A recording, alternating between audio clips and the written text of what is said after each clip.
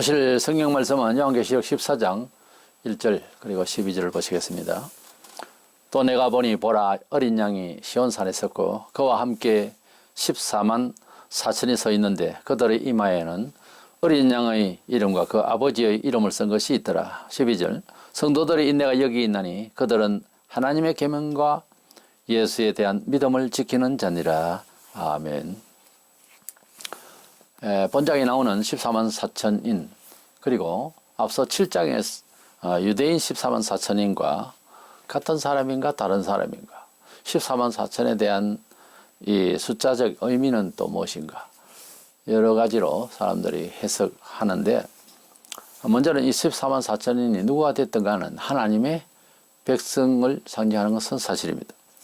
그래서 이 본장에 나오는 14만 4천인 특별히 7장과 비교해서 같은가 다른가 이 14만 4천인이 누구인가 하는 주제로 알고자 합니다. 먼저 그들 이마에 어린 양의 이름과 그 아버지의 이름이 있더라 그랬어요. 7장에 앞서 보면 12지파 이스라엘 지파명이 나오고 그리고 그들을 하나님의 종들이라 그랬어요. 계시록 7장 4절에 이스라엘 자손의 각 지파 중에서 인침을 받은 자들이 14만 4천이니 7장에서 이미 14만 4천 명이 되는 이스라엘 12지파의 각 지파에 많이 제명시해서 그래서 14만 4천 명이 등장을 했습니다. 본문 1절에는 또 내가 보니 보라 어린 양이 시온산에 섰고 어린 양은 예수님을 말하죠. 시온산은 승리의 산 그와 함께 14만 4천이 서 있는데 여기도 14만 4천이 나오죠. 물론 지파명은 없어요. 그들의 이마에는 어린 양의 이름과 그 아버지 이름을 쓴 것이 있더라고 했습니다. 그러니까 어린 양은 예수님을 상징하는 것은 동일하게 다 이해하실 것입니다. 그러니까 어린 양이 섰다 할 때는 기독교적인 그런 어휘의 내용이 나오고요. 그리고 아버지는 성부 하나님으로 말하고 이제 그 성부 하나님을 믿고 살았던 유대인들과의 관계에서는 어린 양 예수와 이렇게 이제 친밀하게 묶어서 표현을 하는 내용이 없습니다. 그진다 아버지 하나님을 이제 붙여서 표현을 하고 그러죠. 어린 양이 시온에 섰다는 것은 그 시온산은 천성을 성녀의 산, 천성을 말하는 것이고 따라서 이 본장이 14만 4천인에 대한 이 표현을 볼 때는 예수 교인과 그리고 하나님의 계명 그러다가 보니까 개종한 유대인들 기독교인 그러니까 이방에서 예수 믿은 모든 만백성과 그리고 하나님 아버지의 계명을 또 지키면서 예수 믿는 사람 그러니까 기독교를 개종한 유대인 기독교인들 그렇게 생각하면 좋겠습니다. 이래서 마지막 때에 이 두 부류의 이제 백성으로서 기독교인들이 구원을 받을 것이다 그런 뜻이죠. 이래서 그 이마에 어린 양의 이름과 예수님 말하고 그 아버지의 이름이라 하면 유대교적 의미가 있어요. 그러니까 결국 시온산에 선 어린 양 앞에 섰다 할 때는 기독교인들을 말하는 거예요. 그렇게 말세에 13장에서 엄청난 기독교인들이 선교를 당하는 것을 보게 되는데요. 그럼에도 불구하고 우리는 반드시 구원을 받게 될 것이다. 물론 거기에는 기독교를 개종한 유대인 기독교인들도 수없이 아마 그 사람들이 더 많이 죽을지 모릅니다. 이래서 많은 선교자가 나오고 많은 성도들이 핍박을 받게 되는 그런 내용이 13장이었어요. 그래서 그 위로차에 이 본문에서는 어린 양의 이름과 그 아버지의 이름이 이마에 기록되어 있는 그런 백성들, 즉 기독교인들, 천하만국의 기독 성도와 유대인으로서 개종하여 예수님을 믿게 된 기독교인들이 이제 구원을 받게 되는 천성에 시온산에 서게 되는 주님 앞에 서게 되는 그런 내용입니다. 두 번째로 이 본장의 14만 4천인은 그 사람들이 불렀던 찬송 자체를 보면은 이제 그리스도인을 상징한다고 볼 수 있습니다. 계시록에 찬송이 많이 나오고 또 다른 데도 찬송이 많이 있죠. 근데 이 찬송을 자세히 들여다볼 필요가 있어요. 그 단어를 선택을 할 때 작시도 그 의중이 있어요. 그래서 그 제목을 또 달기도 하고 그러는데 그 내용에 따라서 그래서 가사가 참 중요해요. 물론 우리가 음조도 중요하지만은 가사가 참 의미를 갖고 있기 때문에 그 노래의 중심을 가지고 있어요. 본장 2절 3절에 보면 소리는 검은고를 타는 것 같더라. 그들이 보좌 앞과 네 생물과 장로들 앞에서 새 노래를 부르니 그랬어요.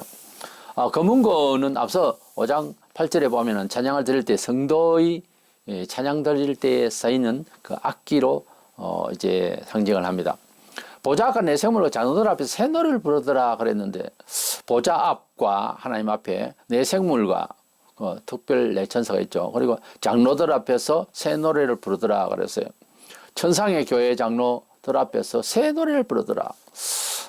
계시록 5장 9절에 보면 새 노래는 예수께 들려드리는 찬송을 말합니다.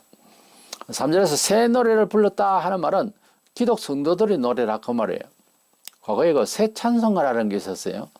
새 찬송가는 초보 교인은 새로 출판된 찬송인가 이렇게 생각할 수 있어요. 그게 아니고 의도를 이렇게 가지고 있는 겁니다. 새 찬송, 새 노래라는 것은 새 송노래가 아니고 하나님께 드려지는 또는 주 예수님께 드려지는 노래. 이래서 정확히 말하면 새 노래는 구원자 예수 그리스도를 향한 노래입니다. 이래서 그때 당 새 찬송가라는 그런 찬송가가 고신에서 발간이 돼서 부르게 됐습니다만, 그래서 이 새 노래를 부르고 있다고 하는 자체는 계시록상에 주 예수께 드리는 노래를 말합니다. 그러니까 구원받은 자가 세상에서 부르는 감성의 노래, 인생의 노래가 아니고 새 노래, 이것은 직접적으로 말하자면 주 예수께 구원자에게 드리는 노래다 그 말이에요.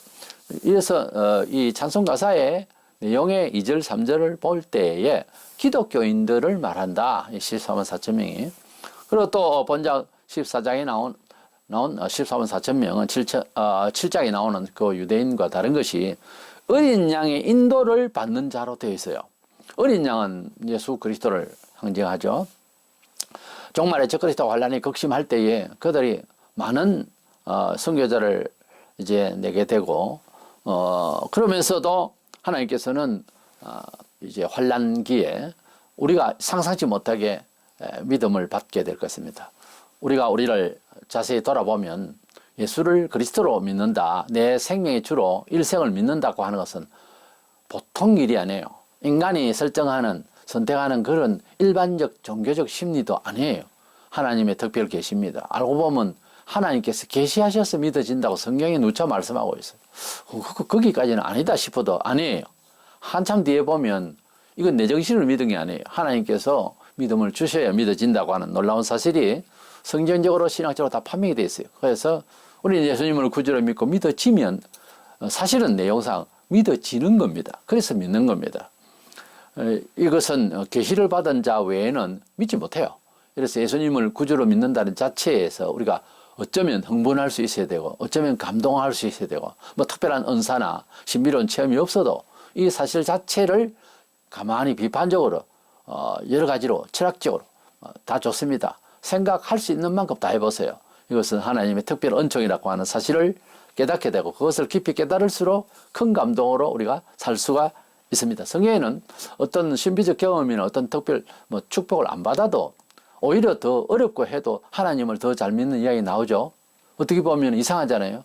그 단계를 가게 됩니다. 바로 우리가 영생을 얻게 됐다고 하는 사실은 그 무엇으로도 견줄 수가 없어요. 그 무엇으로도 바꿀 수가 없는 놀라운 은혜죠. 그래서 이 은혜를 먼저 깊이 깨닫는 여러분 되시기를 바랍니다. 이래서 본장 4절 5절에 보면 이 사람들은 어린 양이 어디로 인도하든지 따라가는 자며 처음 익은 열매로 하나님과 어린 양에게 속한 자들이니 그 입에 거짓말이 없고 흠이 없는 자들이더라 그랬어요. 예수님을 믿되 이 마지막 시대에 흠없이 즉 사상적으로 삐뚤어지지 않고 이제 오직 하나님의 말씀 안에서 예수님을 배신하지 않은 사람들이다. 13장에서 워낙 순교를 많이 하니까 이런 표현이 가하는 거죠. 그래서 어린 양이 어디로 인도하든지 이것은 진리를 따라서 사는 성도들의 삶의 태도를 말하는 거죠. 처음 익은 열매를 하나님과 어린 양에 속했다. 처음 익은 열매. 원래 처음 익은 열매는 하나님 것으로 표현하죠. 그래서 구약에서도 처음 익은 열매는 하나님 것이다. 그런 겁니다. 우리가 하나님 앞에서 감사하는 마음으로 이제 목회자에게 감사를 하는 경우도 생기죠. 어차피 우리가 스승과 제자 사이를 넘어서서 우리 하나님 앞에 감사함으로 구약적 배경도 그렇지만 우리 심령이 그렇게 되잖아요. 스승이요, 또 나의 영적 목자요. 그렇게 되면 우리가 감사할 수도 있죠. 어떤 분이 농사 지어서 처음 익은 열매는 하나님께 드려야 된다 해서 처음 그 수박을 가져온 거예요. 원래 처음에 나는 과일은요 버려요. 맛이 없어요. 그 다음 이제 그에서 나는 것이 더 맛있어요. 그래서 그걸 가져왔더라는 거예요. 얼마나 순수한 마음입니까? 그러나 그렇게 가르쳤어요. 그 처음 거지만은 그 말씀이지만은 가장 맛나고 잘 되어진 것을 가져오는 것이 좋다. 꼭 내가 그걸 먹고자 하는 것이 아니라 그것이 좋으니 그렇게 하세요. 자기 생각에도 그게 맞겠다 하는 생각이 드는 거죠. 얼마나 순수합니까? 어쨌든 처음 것은 하나님 것이다. 구약 시대 때 아들을 12를 낳아도 처음 것은 내 것이다. 하나님 장자는 하나님 것이다. 이런 주님의 말씀이 있습니다. 그래서 하나님께서는 처음 그것은 처음부터 먼저는 하나님이라는 거죠. 모든 범사에 사는 게 자식이든 물질이든 어떤 경우든 간에 먼저는 하나님께 묻는다는 거죠. 먼저는 하나님께 드려진다는 거죠. 그래서 그리스도인으로서 시간 개념 그렇습니다. 주일이 첫날이에요. 이 날을 우리는 첫날로 삼는 거예요. 먼저 첫날에 하나님께 영광을 드린다는 거예요. 첫째 날에 빛을 발하듯이 빛을 받는 날로서 첫날은 하나님께 드려지는 날이다. 이렇게 생각을 하는 거예요. 그게 마지막 날은 토요일이 되는 거죠. 그러니까 그래서 주일이 첫날이 되는 거예요. 일주일 중에. 그래서 이 첫날을 하나님께 먼저 드린다. 이렇게 되는 거겠죠. 그래서 우리는 이 본문에서 볼 때에 처음 익은 열매들인데 어린 양에게도 속하고 하나님께도 속한다 하니까 결국 어린 양에 속하는 게 기독교적인 내용이잖아요. 하나님께 속하면 약간 유대적이죠. 그러니까 이 사람들이 유대인으로서 개종한 기독교인과 천하만국에 있는 이방인으로서 기독교인이 된 사람들이 많이 처음 익은 열매, 이 사람들이 정말 어디로 인도하시든지 진리 따라서 살던 사람들이다. 이런 뜻이에요. 이렇게 어린 양의 인도를 받는다 하니까 결국 이 본장의 14만 4천 명은 그리스도인을 상징한다. 하나님 백성을 상징한다. 또는 그리스도인, 기독교인들의 구원을 상징한다. 이렇게 볼 수가 있습니다. 이 수치는 제가 서두에 말씀드린 대로 하나님의 구원받은 백성들로서의 수치다는 겁니다. 원래 12제자, 그리고 천천히요 만만이라 이렇게 하니까 12,000명씩 곱하기 또 12지파 이렇게 되니까 하나님의 무한하신 은총을 받은 사람들의 수효를 말하는 거예요. 꼭 4만 4천이 구원받는다라고 이단들이 몇 군데서 서로들 자기 교인 수다 이렇게 말하는데 그렇게 말하는 사람들이 14만 4천 명 아예 넘어버렸어요. 그러면 천국이 임하고 세상 끝이라고들 말하면서도 다 거짓이죠. 14만 4천 명은 하나님의 백성들을 상징하는 숫자다. 그렇게 알고 계시면 좋겠습니다. 성경의 근거가 그렇게 있으니까요. 이래서 네 번째로는 하나님의 계명과 복음을 지키는 자들이라 여기에도 좀 그렇게 섞어서 말하죠. 하나님 계명하면은 좀 구약적 개념이 있고요. 또 복음을 지킨다다 하면 또 우리가 예수님을 믿는 자들이 되지 않겠어요? 그래서 종말에 개종할 유대인 기독교인하고 그리고 천하 만국에 있는 이방인으로서 예수 믿은 사람들이 이렇게 복음을 지키는 자들이다. 이렇게 볼 수 있습니다. 6절에 보면 또 보니 다른 천사가 아마 가브리엘이 아닌가 싶어요. 또 다른 천사가 공중에 날아가는데 땅에 거주하는 자들 곧 모든 민족과 종족과 방언과 백성에 이렇게 천하만국에 이 말이에요. 전할 영원한 복음을 가졌더라.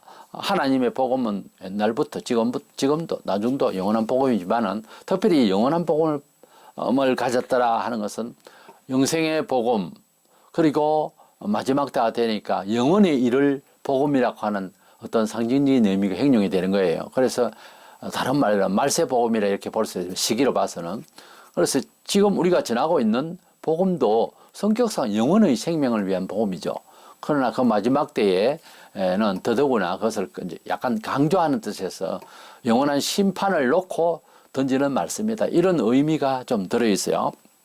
그래서 모든 민족과 종족과 백성과 방언, 이게 모든 각국의 백성들이 이제 들어야 할 복음을 천사가 다니면서 전하더라. 우리가 선교를 하고 또 뭐 의외의 그런 이제 비교식을 가질 수도 있겠지만은 교단적으로 서로 많은 선교사를 내보낸다 하는 걸 자랑 삼아, 물론 의외 자랑일 수도 있으나 너무 과도한, 그래서 계획도 뭔가 잘못된 이런 착오들이 사실은 많습니다.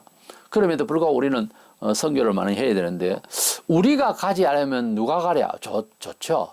그러나 그래 하다 보면은, 너무 무리하다 보면은 인위적으로 할 경우가 발생해요. 그래서 하나님 앞에서 특별히 외국으로 선교사, 그것도 험지에 갈 때에는 정말 하나님이 함께 하시는 증거가 있어야 됩니다. 우리가 사명을 갖고 또 논리적으로 우리 평신도라도 모든 일을 수용을 해요. 이해는 하고. 그러나 하나님이 맡기시는 것은 좀 다른 문제입니다. 이거는 신비스러우면서도 본인에게는 상식이 돼버려요. 일반 성도 중에서도 도저히 자기는 계속될 수 없는, 충성해야 된다. 알죠? 나 계속은 안 되는데 어떤 사람은 죽으라고 하거든요. 그것도 즐겁게.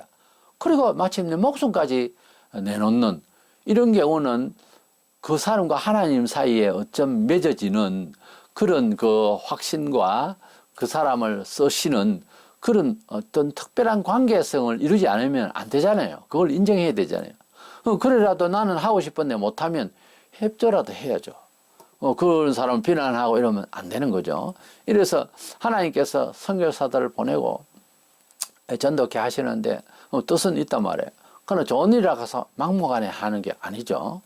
아시아를 가자, 비디오네를 가자. 사도 바울이 복음을 전가하려고 막 애를 써도 성령이 말려셨어요. 때가 안 돼서. 좋은 일도 그렇습니다. 돌다리도 두드려보고 간다고. 그래서 하나님 앞에서 선한 일이라고 하는 명제가 되어도 무려 감사하는 일도 그래요. 막무가내 하는 게 아니에요. 돈 많다고 함부로 돈 푹푹 쓰면서 기부하는 듯이 하고, 그것도 아니고요. 모든 게 그렇습니다. 찬송과 박수 치는 것과 심지어 다윗은 춤을 췄는데 하나님 앞에 춤을 추는 것도, 모든 것이 절제되고 모든 것이 성령께서 적절히 하도록 하십니다. 나는 아무것도 안 할래. 그것도 잘못됐고요. 성령께서 인도하시는 대로 움직이리라, 말하리라, 기획하리라, 행동하리라, 취하리라, 이런 생각을 가지고 우리가 살아야 되겠죠. 이래서 이 14만 4천인들이 어떤 사람들이며 또 이 천사가 전하는 증거가 뭐냐 하는 내용을 보게 되는데, 본장 11절에 보면은 짐승과 그의 우상에 경배하고 그의 이름표를 받는 자는 누구든지 밤낮 쉼을 얻지 못하리니, 이런 말씀도 있어요. 말세가 되어서 적그리스도가 나타나서 얼마나 많은 사람들이 미혹을 받을지 모릅니다. 미혹에는 두 가지가 있어요. 택하신 백성들이 미혹을 받아서 신앙이 휘청거릴 수도 있어요. 그것을 성경에는 이제 택하신 백성도 그 적그리스도의 그리스도 선지자의 이적과 신비를 보면서 그래서 미혹을 받을 수도 있다라고 했어요. 앞에 못을 받기를 택하신 자, 그러니까 구원받기는 받는데 그 말이죠. 그렇죠? 그런데 교회 다녀도 밖으로 보기에는 미혹을 받는다 싶어도 본래 직역을 하자면 종자가 씨가 아니란 말이에요. 잘 들으셔야 됩니다. 가룟 유다가 밖으로 보기에는 사도단 말이에요. 그리고 3년 넘어 같이 있을 때 다른 사도들이 저기 나쁜 놈이다 하는 생각을 못했어요. 몰랐다고, 내용을 보면. 근데 예수님은 머리털까지 세신 거 다 아시잖아요. 잘 들으셔야 됩니다. 쟤는 안 나서면 지한테 좋을 뻔했다 그랬어요, 주님이. 우리가 다 못나고 죄인이지만은 너는 안 나서면 좋을 뻔했다, 이 소리를 예수님이 하신다고 하는 거는 특별한 경우잖아요. 그렇죠? 가룟 유다는 버림받기 위하여 태어났다. 눈물 나고 두려운 이야기죠. 어머니가 아이를 낳을 때 그런 생각하고 낳는 부모가 있겠습니까? 잘. 개기 영화에나 나올 법한 그런 얘기가 가룟 유다에게는 일어난 거예요. 그래서 가룟 유다는 스스로 회개하고 돌아서고 반성하고 그래서 다시 울고 불고 주여 나를 용서하소, 이럴 수 있는 영이 없다는 거지. 그러니까 자살한 거예요. 자살 그 순간에 잘못했다, 그가 실수했다, 혹은 그래도 구원받을 것이다, 이런 생각을 하면 안 돼요. 그는 하나님을 대적하고 한 사탄의 영에 붙들려서 죽었어. 사탄의 영에 붙들려서 최후를 맞이한 사람에게 구원을 받았다 하기에는 어렵잖아요. 한 것입니까? 아무렴 사탄의 조종을 받다가 뭔 짓을 하다가 죽었다. 뭐 사탄 틀림없이 하나님을 반역하는 행위를 하는데 사탄에 매여서 살다가 자살을 했다. 그걸 어떻게 구원받았다고 할 수 있습니까? 그러니까 무서운 거죠. 참 두려운 이야기예요. 사람이 막말을 하거나 들이댈 일도 어떤 경우에는 절대로 안 되는 경우가 있어. 아무리 잘나도. 구원 문제 앞에서는 함부로 덤비는 게 아닙니다. 하나님 뜻 앞에서 무릎을 꿇을 수 있는 자가 자기에게 승리하고 정말 승리자예요. 세상을 이긴 자는 주님 앞에 무릎을 꿇은 자예요. 사실은. 그 면모를 하나도 찾을 수가 없고 오직 자기 자존심밖에 없는 사람은 목사는 늘 두려워하죠. 그 영혼이 과연 어떻게 될까? 두려운 거예요. 그러니까 하나님을 두려워하는 면모를 꼭 가지고 있어야 됩니다. 그런 사람은 버스를 타고 가거나 열차에나 이래서 석 둘러보고 표가 나요. 우리 얼굴을 보고 저 사람 예수 믿는 사람인 것 같아. 이런 생각이 들어야 정상인 거예요. 사실은. 그 중생한 그 흔적이 있는 영혼, 하나님을 두려워하는 사람이어야 합니다. 무슨 일이나. 실수할 수 있죠. 그럼 내가 왜 잘못됐다. 내가 이렇게 수양이 들됐구나 하고 회개하는 거예요. 금방 반성하는 거예요. 그게 하나님 백성이에요. 근데 그걸 안 하는 거예요. 끝까지 안 하는 거예요. 그럼 어쩔 수 없는 거잖아요. 사람이 어떻게 사람을 변화시킬 수 있어요? 안 돼요. 안 됩니다. 하나님의 은혜를 받은 사람은 돼요. 그게 스스로가 된다니까. 목사가 교인을 변화시킨다. 거짓말입니다. 하나님이 하세요. 아무래도 안 되던 가룟 유다는 예수님이 실력이 없어서 목회를 못한 겁니까? 아니잖아요. 분명히 아니라고 할 것 아닙니까? 예수님은 전지전능하신 분이에요. 그 보세요. 우리가 이 많고 많은 사람 중에 하나님을 믿게 됐다. 예수님이 나의 죄를 위하여 돌아가신 분이 맞다. 부활하신 것을 나는 확실히 믿는다. 다시 오실 줄도 믿는다. 간절히 기다리고 있다. 이 정도 되면 이거는 계시받은 정신 아니면은 절대로 그렇게 안 됩니다. 안 돼요, 그게. 그럼에도 불구하고 이제 불충성스럽고 이거는 이제 고쳐 나가야지. 이 성화의 단계 거룩을 더 사모하면서 생활의 처세도 완전히 다른 방법으로 성경은 제시하였으니 세상의 법칙대로 고집 피우지 말고 가끔씩은 우리가 하나님 앞에서 참 내놓고 기도하고 또 선택도 성경법대로 한번 해보고 하나씩 해보면 참 사는 게요. 이스라엘 백성이 하나님이 왕이시고 이럴 때에 잘 나갔습니다. 그런데 이게 이제 성격이 잘못되니까 우리에게도 왕을 주세요. 막 떠들었어요. 근데 하나님이 짜증나서 참다가 안 돼서 그래 왕 줘라. 그래가지고 분노하면서 왕을 줬어요. 왕 주고 난 뒤 사울 왕 첫째 왕이죠. 다윗 왕이죠. 3대째 딱 솔로몬 때부터 나라 갈라져 버렸어요. 이게 조직과 사람의 힘 이거 믿으면은 망합니다. 망해요. 밑에 조상들 믿음의 조상들도 좀 어렵다 싶어서 애굽이나 들어가서 살려고 하다가 다 망했어요. 우리가 어디 사람의 힘을 의지해가지고 살아볼까 다 망한다니까요. 안 돼요. 그러면 하나님의 백성 예수 그리스도인들은 한 번 믿었으면은 하나님의 살아계심을 끝까지 믿고 의지하고 세상 법을 끌어다 당겨서 하나님 잠시 쉬세요. 이러면 그때부터 이제 사고가 나는 거예요. 그러지 마세요. 돈이 많고 적고 높고 낮은 모든 것은 자기 은사 따라서 잘하면 상은 충분히 똑같이 베풉니다.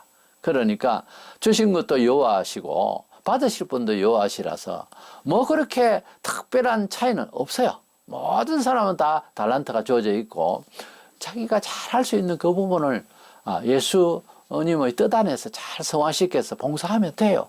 제일 잘하는 거예요, 그게.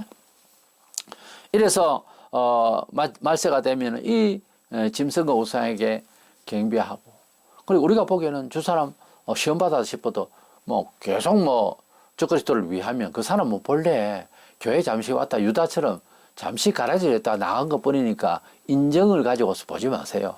끝까지 가버리는 사람에게 정을 줄 이유는 없어요. 아니 그게 가능하면 하죠. 그런데 안 됩니다. 하나님께서 버리신 자는 사람이 못 건져요. 그러니까 하나님이 사랑하시는 자는 조그마한 그루터기라도 뭐가 있어요. 그 사람에게. 그래서 그걸 발견하고 이제 살려달라고 하면 몰라. 하나님 아예 대적해버리면 할 수 없는 거예요. 우리가 다 깨우치지는 못해도 사도들이 복음을 전도하러 나갔잖아요. 그래서 전도하고 믿으라 그러고 목숨 바쳐 하는데 끝까지 반박을 하잖아요. 신발 들고 슬리퍼 같은 걸 신고 다녔으니까 신발 들고 그냥 나와라 그 동네는. 예수님도 그랬어요. 너무 안 들으면은 예수님 동네 자신의 고향에 가서 해도 안 들으니까 선지자가 자기 고향에 그냥 환영받지 못한다 하면서 나와버렸어요. 믿음이 있는 곳에 믿음이 있는 자에게 믿음을 다하시지 너무너무 반박하면 사람 사이에서도 그렇잖아요. 해도 너무하면 그 다음에 마음 나와버리죠. 마음을 내려버린다고. 우리가 관심을 가지고 있을 때에 좋았지. 사랑의 반대가 미움이 아니죠. 무관심이에요. 하나님께서 무관심 딱 해버리면 이거는 뭐 마귀가 갖고 노는 거죠. 두려운 거예요. 그래서 성경에서 하나님의 손에 빠져들어가니 두려울진저 이런 말씀이었어요. 우리가 하나님의 간섭 안에서 매를 맞든지 찬소리를 듣든지 뭘 하든지 하나님 간섭 안에 들어가기를 원합니다. 이래서 계명과 복음을 이렇게 지키는 이 자들인데 12절에 보면은 성도들의 인내가 여기 있다는 말은 발생한다 그런 뜻이 있어요. 그들은 하나님의 계명과 예수에 대한 믿음을 지키는 자니라. 그러니까 예수를 믿기도 하지만은 하나님의 계명을 지키는 자들로서 예수 믿는다 할 때는 요거는 살짝 유대인들이 개종해서 예수 믿는 사람들이 아닌가 이렇게 엿볼 수가 있어요. 그래서 같은 성도라도 이방인으로서 그저 맹땅 다른 종교를 우리도 가졌겠죠. 그러나 예수님을 믿는 사람, 그 다음에 하나님의 계명을 가진 다른 종파들은 없잖아요. 유대인이잖아요. 하나님 계명을 지키는 자들이었는데 예수님을 믿게 됐으니까 성도는 성도인데 그 이제 위태 조상으로부터 뿌리는 하나님의 계명을 지키던 자들이다 이런 뜻이죠. 그래서 개종한 기독교인으로서 유대인들과 유대인 기독 성도들과 한국 기독 성도, 미국 기독 성도, 러시아 기독 성도 이렇게 온 세계에 퍼져 있는 하나님의 백성들이 이제 말하자면은 유대인 개종한 유대인으로서 기독교인과 만국의 모든 이방 기독 성도들이 이렇게 믿음을 다 지키더라 그랬어요. 13절에는 자금 이유로 주 안에 죽는 자들은 복이 있도다 이 말씀으로 위로를 또 하시는데 결국은 이제 마지막 때가 되면은 이것을 이제 해석을 여러 가지로 할 수도 있는데요. 제가 보기에는 수많은 성도들이 죽어요. 아휴 또 죽는다 소리네 싶어도 말세에 적그리스도가 나타나면 성경상 그 조직과 통치의 내용을 보면 엄청난 수요가 죽어요. 나는 어떻게 죽지? 걱정을 하지 말아야 됩니다. 왜냐하면 그때가 되면은 우리가 기도하면은 하늘 문이 열렸기 때문에 그때는 사탄이 내려와 버리기 때문에 다 청소돼서 믿음이 생긴다잖아요. 지금도 우리가 예수님을 구주로 믿는 것이 우리 믿음이 아니라니까요. 주셔서 믿어진다니까요. 사탄의 영역을 진을 뚫고 내려오면서 그 영이, 그 계시의 영이 우리에게 당도해서 성령께서 예수님을 인정하도록 해서 믿는 거예요.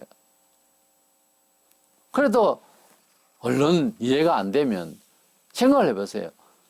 많은 사람들이 예수님이 어떤 분인지 제대로 알지도 못하고 막 수만 명이 따라다녔어요. 정말 그래서 매일 그랬어요. 그때 제자들에게 사람들이 나를 누구라 하더냐. 그러니까 나를 어떻게 알고 신앙적으로 말하지만 기독론이죠. 기독론적으로 어떤 사상을 가졌느냐 그 말이에요. 그때 뭐 예레미야라고 다 하고 선지자 중에 한 사람이라 하고 먼저는 뭐 죽은 세례요한이라고도 하고 막 별소리를 다 합니다. 그렇지. 그러면 너는 나를 누구라 하느냐 베드로에게 말하니까 주는 나의 그리스도십니다. 살아계신 하나님의 아들이십니다. 이러니까 바요나 시몬아 네가 복이 있도다. 이를 내게 알게 한 이는 내 아버지시니라. 사람의 뜻이 아니고 하나님께서 알게 하셔서 네가 지금 완전히 확실한 복음적 그런 홈런을 친 거야. 똑바로 말한 거야. 이렇게 이제 한 거죠. 그래서 주님이 그때 베드로가 자기 인지와 자기 이해력을 가지고 말한 것 같았는데 그게 아니더라고요. 우리도 그렇게 고백을 할 때 주님이 옆에 계시면 네가 나를 그렇게 아는 것은 너의 종교적 지식이 아니야. 네가 믿고자 하는 종교적 생각이 아니고 내 아버지께서 너에게 나를 알도록 하신 거야. 이렇게 말씀하실 거란 말이에요. 똑같은 이야기인 거예요. 말세에 이제 생활에 신앙이 돼야 되는데 어떻게 하나? 지금도 마찬가지인 거예요. 믿음을 주셔야 믿어지는 거죠. 앞으로 나아갈 수가 있는 거죠. 인내를 다해서 정성스럽게 믿음을 지킨 그 증거 생활을 하게 될 때 우리 말세에 뭐 지금도 마찬가지죠. 충성봉사하는 대로 이제 상을 주시겠지만 말세에 되면은 저 그리스도의 환란에서 신앙을 지키는 건 더 어려운 거예요. 이럴 때 몰아서 그냥 상을 확 받을 수 있는 기회가 오겠죠. 우리가 그런 때를 피하고 미리 죽었으면 싶겠죠. 그러나 정말 믿음이 좋은 사람은 차라리 그때같이 살아서 한번 붙어보자. 신앙으로 목숨을 걸어보자. 순교자들을 너무 흠모하는데 나도 그렇게 닮아보자. 이러는 사람들도 있다고요. 왜냐하면 그들의 행한 일이 따름이라. 그때 당시에 가면은 너무너무 힘들 거예요. 그러나 상도 그렇게 많이 줄 것을 이렇게 약속을 하시는 거예요. 부활 때에는 우리 몸들의 빛이 다른데요. 과학적인 빛으로 막 어떤 사람은 많이 부시고 어떤 사람은 또 적게 부시고 그렇게 생각하기 쉬운데 그게 아니고 우리가 왜 사람이 몸이 빛날 수도 있어요. 스포트라이트를 받고 이러면 그냥 그런 뜻이라기보다는 뭐 좋은 일을 만나서 이렇게 환히 이렇게 하면 얼이 확 밝잖아요. 그러면 질투가 나지 않은 입장에서 박수 쳐주고 싶고 정말 사람이 어떤 일이 잘 돼서 화나면 막 축하한다 그러고 그렇게 하고 싶죠. 못된 자는 또 그것도 질투도 하겠지만 대부분 다 함께 축하할 수 있잖아요. 그런 존경할 수 있는 얼굴빛으로 변한다는 거예요. 천국에 가면. 무슨 일로? 땅에서 그리스도를 위하여 살한 만큼. 자기를 위해서 살아. 자기 존재감을 높여. 자기 영광을 다 높이면서 지식도 있고 봉사도 하고 돈으로도 일하고 몸으로도 일하고 할 수 있어도 자기가 영광을 다 받아버리면 옷을 치면은 천국 가면 팬티나 걸치고 앉아 있을 사람도 있을 거란 말이에요. 저 식으로 표현하자면. 옷을 치면은 너무 영광스러운 그런 옷을 입고 두루마기까지 입고 그렇게 할 수 있는 사람이 있나 하면은 겨우 팬티나 입고 천국은 빛나는 길도 황금길이고 이렇지만은 어떤 면에서는 노숙할놈도 있어요. 너무 자기 영광을 다 받아버리면은 안 된다 이거지. 그 표현이 바울이 말하기를 태양과 달과 별과 은하수 별들처럼 그렇게 빛이 다 다르듯이 천국에 가면 그 상급이 말하자면 하나님이 주시는 그 상이 얼굴과 인격과 분위기와 환경적 같은 천국이지만 그렇게 높임을 받는 영광을 받는 그런 사람이 되라고 하는 거예요. 우리가 같이 예수를 믿어도 이렇게 마지막 때에 이 사람들이 정말 주님만 따르다가 그동안에 지금 이렇게 흘러가고 있는 기독교 역사보다 더 험한 세월이기 때문에 그곳에서도 끝까지 지켰기 때문에 어쩌면 지금 순교하거나 지금 중생하는 자들보다 더 많은 상을 얻을 수 있으리라. 그렇게 보는 거예요. 공평해야 되잖아요. 너무 무서운 세상에서도 끝까지 목숨을 지키고 예수님을 믿는다고 하는 것은 대단한 거잖아요. 그래서 우리는 이 계시록 14장에서 14만 4천 명에 대해서 이스라엘 12지파에 대한 지파명도 안 나오고요. 그냥 성도로 쭉 나옵니다. 기독 성도로. 그래 나오는데 7장에 14만 4천 명이 되는 유대인 지파 12지파에 12,000명씩을 그거는 딱 요목요목 그 지파명도 있고요. 정확하게 딱딱딱 분리해서 나오거든요. 그리고 어린 양이 어쩌고 하는 말이 없어요. 그거는 하나님 아버지의 이름, 하나님 아버지의 종들, 그 하나님의 종들 이렇게만 표현되어 있거든요. 이게 14장은 오늘 이제 대충 내용을 기억을 해보세요.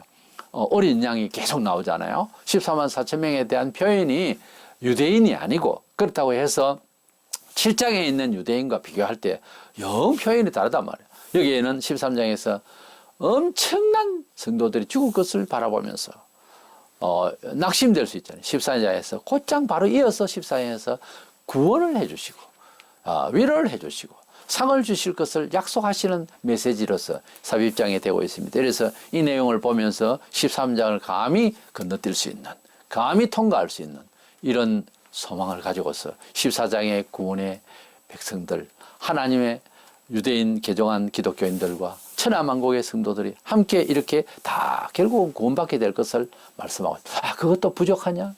그렇게 말해도 못 알아듣겠냐 싶어서 다음 주에는 우리가 15장에서 신구약 백성들이 모두가 다 합창을 하게 되는 완전 구원의 모습을 보여주게 될 것입니다. 그러면 이제 우리가 완전히 믿어지죠. 그러면 이제 16장부터 이제 마지막 나팔 지향이 이제 나오는 거죠.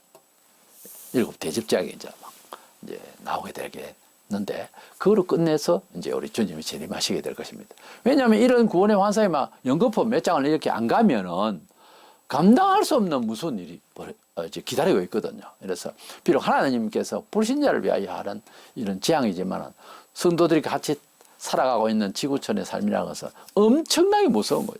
이제 그것을 해소시키기 위해서 앞에 이렇게 두고 마지막 번째 불의 심판이 나오는 거예요. 그래서 이 계시록 14장에 있는 14만 4천 명은 같은 하나님의 백성을 뜻하는데 어차피 하나님 백성 하면 유대인이잖아요. 그래서 7장에서 14만 4천 명이 각 집 한 명들 그런 구체적으로 나옵니다만 있었으니 그것을 그대로 도용을 하는 거죠. 이 기자가 쓸 때에 요한이 14만 4천 명을 하나님께서 이제 계시하시는 내용을 받아 적을 때에 이 사람과 그쪽 14만 4천 명은 다르다. 앞에 14만 4천 명은 7장에는 유대인이고 여기에는 기독徒들 말합니다. 특별히 거기에는 어쩌면 순교자일 수도 있어요. 너무 많은 사람이 죽기 때문에 앞에. 그리고 주 안에서 죽는 자라는 표현도 나오고 하니까 본장에서는요. 15장에 가면 이제 신구약 백성들 함께 합창하며 구원받는 환상이 또 기다리고 있습니다. 이제 말고 우리가 마지막 때가 되면 14만 4천 명의 인원 안에 들어가는 그 숫자가 아닙니다. 하나님 백성의 인원 안에 들어가는 자가 되기 위해서 어디를 인도하시든지 어린 양 예수를 잘 따라가는 지금 이 시대에도 그런 성도가 되어서 하나님의 은총 받는 저와 여러분 되시기를 축원합니다.